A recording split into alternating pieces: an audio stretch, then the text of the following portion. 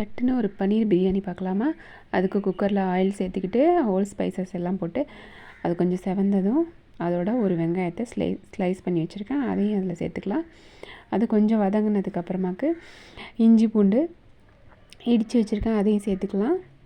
இதுவும் கொஞ்சம் பச்சை வாசனை போகணும். கொஞ்சம் வதங்கினதுக்கப்புறமாக்கு ஒரு தக்காளியை நறுக்கி வச்சுருக்கேன், அதையும் சேர்த்துட்டு அது நல்லா வதங்கிட்டதுக்கு ஒரு டீஸ்பூன் அளவுக்கு மஞ்சத்தூள், ஒரு ஸ்பூன் அளவுக்கு பிரியாணி மசாலா, ஒரு ஸ்பூன் காஷ்மீரி தூள், ஒரு ஸ்பூன் மல்லித்தூள், இது எல்லாத்தையும் சேர்த்துட்டு நல்லா வதக்கி கொடுத்துக்கலாம். அதுக்கப்புறம் 2 ஸ்பூன் அளவுக்கு தயிர் சேர்த்துக்கலாம், அதையும் கொஞ்சம் நல்லா வதக்கிடலாம். அதுக்கப்புறம் ஒரு பவுல் அளவுக்கு பன்னீர் வச்சுருக்கேன், அதையும் சேர்த்துட்டு அதையும் நல்லா கிளறி கொடுத்துட்டு அதுக்கப்புறம் இன்றைக்கி வந்து நம்ம பொன்னி ரைஸில் தான் பொன்னி புழுங்கல் அரிசியில் தான் செய்ய போகிறோம். அதனால் அதை 1/2 அன் ஹவர் முன்னாடியே ஊற வச்சுட்டேன், அதையும் இதில் சேர்த்துக்கலாம். நான் 1 கிளாஸ் அளவுக்கு ரைஸ் எடுத்திருக்கேன், அதுக்கு 3 கிளாஸ் அளவுக்கு தண்ணி வச்சுக்கலாம்.